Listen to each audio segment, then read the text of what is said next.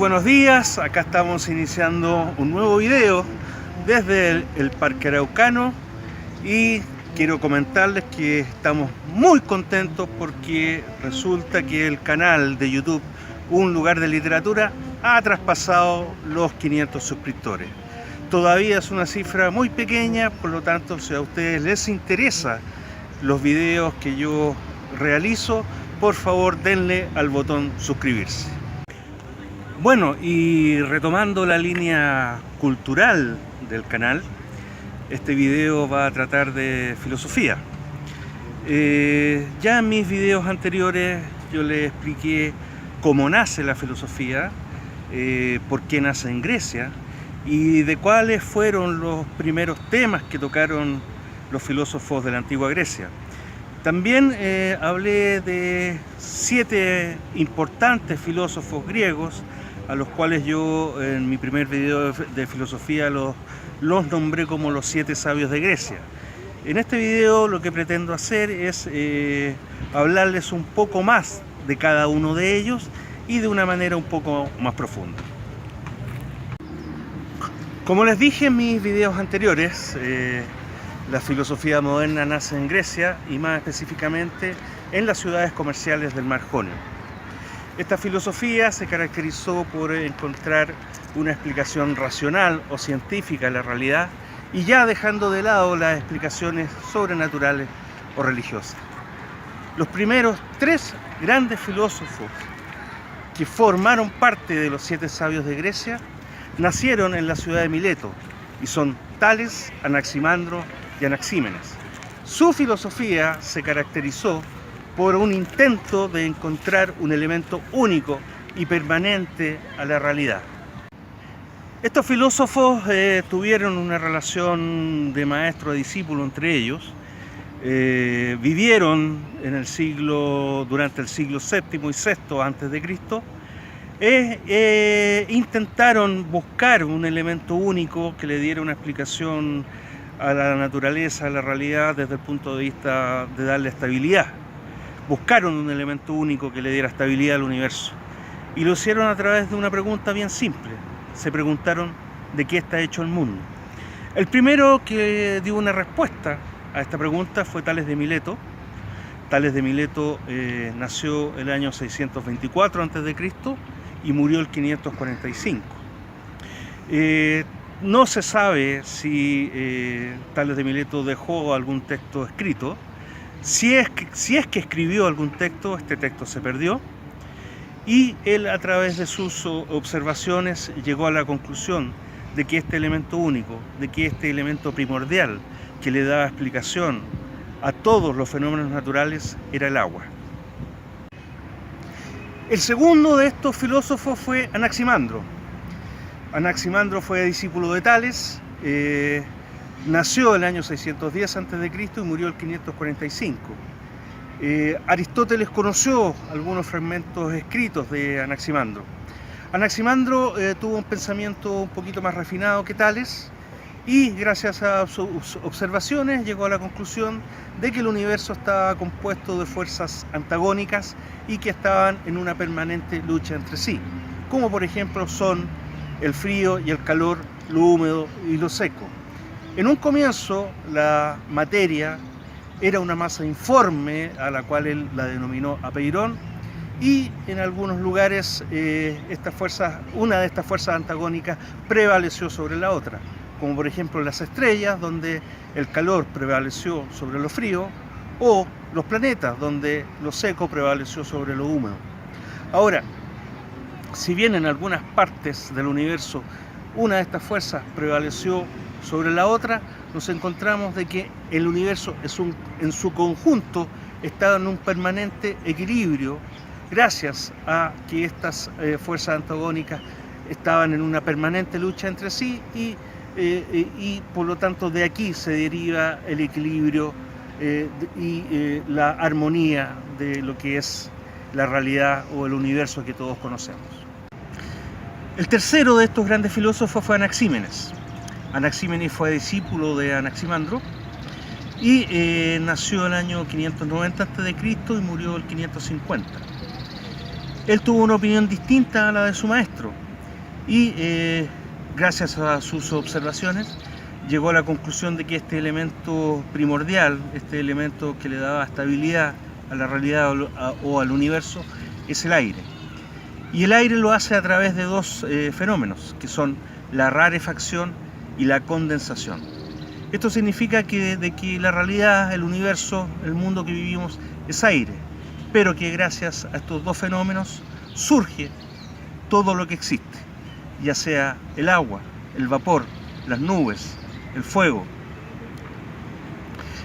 Ahora, la importancia de Anaxímenes no es solamente que él haya descubierto en el aire este elemento primordial, sino que Anaxímenes observó que en el aire también estaba el surgimiento de la vida. Él no solo intentó darle una explicación al universo desde el punto de vista de esta búsqueda de este elemento único, sino que él también buscó cuál era el origen de la vida. Y para Anaxímenes el origen de la vida y de todo lo que existe está en el aire. El último de los representantes de la escuela jonia es Pitágoras de Samos. Como su nombre lo indica, Pitágoras no nació en Mileto, sino que nació en la isla de Samos. Sin embargo, él muy joven emigró al sur de Italia y se radicó en la ciudad de Crotona. Él nació el año 569 a.C. y murió el 475. Pitágoras no solamente fundó una escuela filosófica, sino que fundó una entidad muy parecida a lo que es una secta, puesto que ellos no solamente se dedicaron al estudio de la naturaleza, sino que formaron una especie de secta donde se tocaban temas religiosos y esotéricos. Desde ya debemos decir que la escuela pitagórica creía en la reencarnación. Desde el punto de vista de la respuesta a esta pregunta de qué está hecho el mundo, Pitágoras llegó a la conclusión de que el mundo estaba hecho de ciertos elementos, pero que siempre eran los mismos. Sin embargo, las distintas cosas que vemos en la realidad están siempre hechas de estos mismos elementos, sin embargo en proporciones diferentes, en proporciones distintas. Vale decir que lo que distingue a una cosa de la otra no son los elementos de los cuales está compuesta, sino de las proporciones en que se combinan estos elementos. Ahora, para la escuela pitagórica, estas diferencias, estas distintas combinaciones son medibles, son cuantificables. Por lo tanto, Pitágoras llegó a la conclusión de que el universo estaba hecho de números. Es decir, que lo que le da armonía, lo que le da estabilidad al universo son los números, son las leyes matemáticas. A partir de la filosofía jonia surgen dos escuelas. Una escuela que buscaba este elemento primordial, único, que le diera orden y estabilidad al universo, y otra escuela que estableció que el universo es un permanente cambio, un permanente caos. El principal representante de la escuela que señala que el universo es un caos y un cambio permanente es Heráclito de Éfeso. Heráclito nació el año 540 a.C. y murió el 480. Criticó muchísimo la obra de Pitágoras, puesto que para los pitagóricos el universo era armonía, era orden. Heráclito estableció que el universo era un permanente nacimiento, una permanente muerte.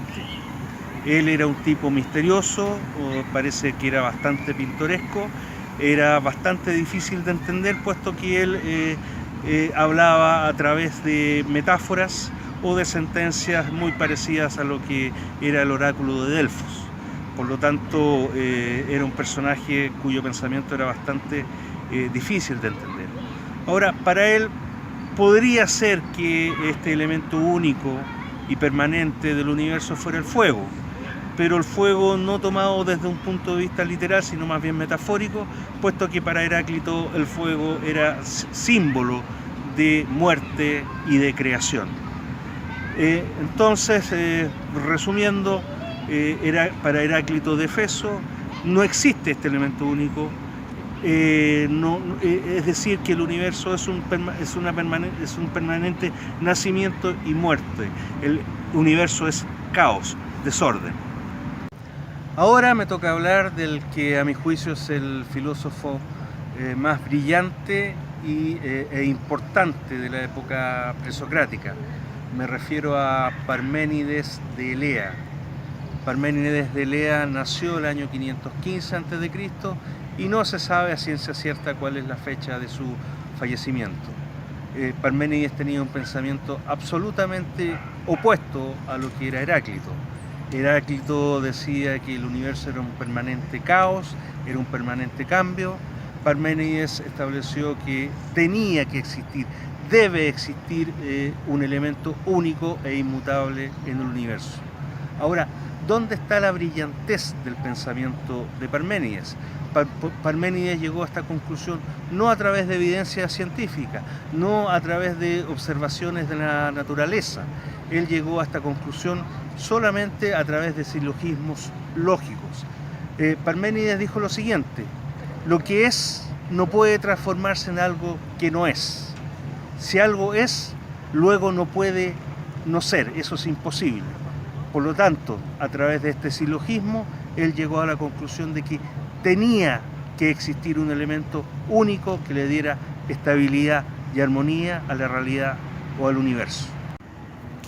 El último de los filósofos que pertenecen a este grupo de los 7 sabios de Grecia es Demócrito de Abdera. Demócrito nació en el año 460 a.C. y murió el 370. Él estuvo de acuerdo con Parménides en el sentido de que tenía que existir un elemento único que le diera estabilidad al universo. Sin embargo, al contrario de Parménides, que Parménides dijo que los sentidos nos engañan, que la realidad que nosotros percibimos en realidad no existe, que la realidad es otra cosa. Demócrito, conjuntamente con otros filósofos de su tiempo, dijo que lo que nosotros tocábamos, lo que nosotros veíamos u olíamos, también debía ser parte de la realidad. Y por esta razón, con pensamientos, sus descubrimientos no fueron a través de experimentos científicos, sino de razonamientos lógicos, llegó a la conclusión de que el universo estaba compuesto de pequeñas partículas a las cuales las denominó atomoi. Es por esta razón de que a Demócrito de Abdera se lo considera el descubridor del átomo. Bien, mis queridas amigas y amigos, aquí concluimos este video. Me despido. Es de esperar de que todo lo que yo he querido transmitirles aquí sea de su utilidad, y espero vernos lo más pronto posible en otro video. Que estén muy bien.